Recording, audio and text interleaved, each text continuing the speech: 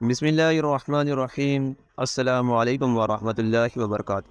ناظرین، آج کی ویڈیو میں ہم بات کریں گے سامری کے بارے میں۔ سامری کو بچھڑا بنانے کا خیال کیسے آیا، اور اسلام لانے کے بعد بنی اسرائیل نے ہارون علیہ السلام کی بات کو کیوں نہ مانا، اور جب موسیٰ علیہ السلام کوہ طور سے واپس اپنی قوم کے پاس آئے تو اپنی قوم کو دیکھا کہ بچھڑے کی عبادت کر رہے ہیں، تو موسیٰ علیہ السلام کو اپنے بھائی ہارون علیہ السلام پر کتنا غصہ آیا کہ کیوں انہیں آپ نے نہیں روکا۔ تو ناظرین، ان تمام سوالات کے جواب اس ویڈیو میں دیں گے، لہٰذا اس ویڈیو کو اسکیپ مت کیجیے گا۔ اور اگر آپ ہمارے چینل نوادر الاسلام پر بالکل نئے ہیں تو سب سے پہلے ہمارے چینل نوادر الاسلام کو لازمی سبسکرائب کریں۔ تو ناظرین، ویڈیو شروع کرتے ہیں کہ ہارون علیہ السلام نے بنی اسرائیل سے کہا، اے بنی اسرائیل، اللہ تعالیٰ نے تمہارے لیے مال غنیمت کو حلال نہیں کیا۔ قبطیوں سے ملنے والے زیورات مال غنیمت ہیں، لہٰذا انہیں جمع کر کے ایک گڑھے میں دفن کر دو۔ اگر موسیٰ علیہ السلام نے آنے کے بعد انہیں استعمال کرنا جائز قرار دیا تو ان زیورات کو نکال لینا، ورنہ اسے استعمال کرنے کی اجازت نہیں۔ چنانچہ اسرائیلیوں نے زیورات جمع کر کے ایک گڑھے میں دفن کر دیے۔ سامری نے وہ گڑھا کھودا اور اس سے زیورات نکال لیے، اور پھر ان زیورات سے ایک سونے کا بچھڑا بنایا جس سے بچھڑے کی آواز آتی تھی۔ ادھر بنی اسرائیل موسیٰ علیہ السلام کے وعدے کے دن گن رہے تھے۔ جب 20 یا 22 دن گزرے تھے تو سامری کہنے لگا کہ یہ بچھڑا تمہارا اور موسیٰ کا معبود ہے۔ وہ موسیٰ علیہ السلام بھول گیا ہے، یعنی موسیٰ نے اپنے معبود کو یہاں چھوڑ دیا اور پھر اس کی تلاش میں چل پڑا۔ یہ بچھڑا آواز بھی نکالتا ہے اور چلتا بھی تھا۔ سامری نے دھوکہ دے کر بنی اسرائیل کو اس کی عبادت پر ڈال دیا۔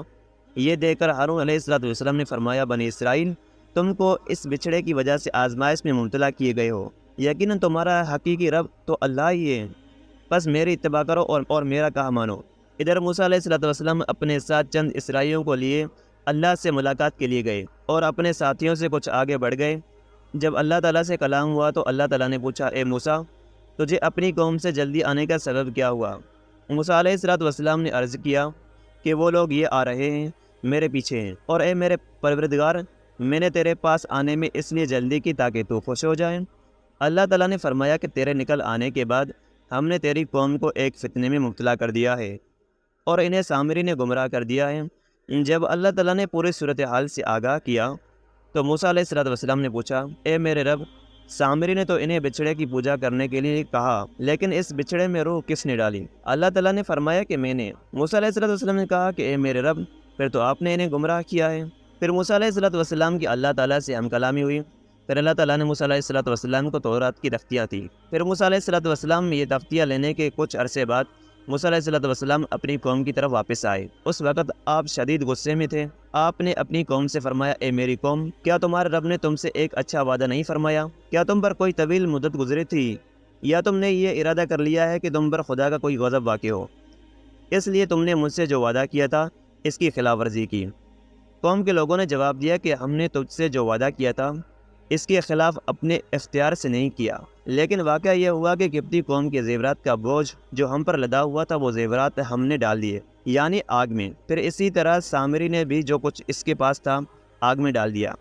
یہ واقعہ اس وقت پیش آیا جب ہارون علیہ السلام نے فرمایا کہ ان زیورات کو گڑھے میں ڈال دو، لیکن پھر سامری نے وہ زیورات نکال کر لوگوں کے لیے ایک بچھڑا بنایا۔ یہ واقعہ سن کر موسیٰ علیہ السلام کو غصہ آ گیا۔ انہوں نے تورات کی تختیوں کو پھینک دیا اور اپنے بھائی ہارون علیہ السلام کی داڑھی پکڑ لی، اور اپنے بھائی ہارون علیہ السلام کی داڑھی پکڑ کر گھسیٹنے لگے۔ ہارون علیہ السلام نے عرض کیا کہ اے میرے بھائی جان، تو میری داڑھی نہ پکڑ اور میرے سر کے بال نہ پکڑ۔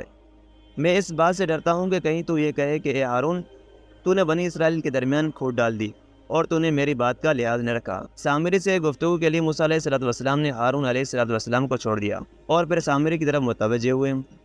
اس سے فرمایا، اے سامری، تیرا کیا معاملہ ہے؟ سامری بولا کہ میں نے ایسی چیز دیکھی، یعنی میں نے یہ دیکھا کہ فرشتے کا گھوڑا جہاں پاؤں رکھتا ہے وہاں ہریالی پیدا ہو جاتی ہے، تو میں نے اس فرشتے کے نشان قدم سے ایک مٹھی بھر لی، پھر میں نے اس مٹی کی مٹھی اس بچھڑے کے منہ میں ڈال دی، اور اس وقت میرے دل میں یہی تدبیر آئی۔ موسیٰ علیہ السلام نے فرمایا کہ چل دور ہو جا، تیری سزا اس زندگی میں یہ ہے کہ تو لوگوں سے کہتا پھرے گا کہ مجھے ہاتھ نہ لگاؤ، اور تیرے لیے ایک اور وعدہ مقرر ہے جس کا تجھ سے خلاف نہیں کیا جائے گا، اور تو اپنے معبود کو دیکھ جس کی پوجا پر تو جمع بیٹھا تھا۔ چنانچہ پھر موسیٰ علیہ السلام نے اس بچھڑے کو پکڑ کر ذبح کیا، اور پھر آرے سے اس کے 2 ٹکڑے کیے، اور پھر اس کے ذرات کو سمندر میں ڈال دیا۔ اس طرح چلتے پانی میں اس کے ذرات بہنے لگے۔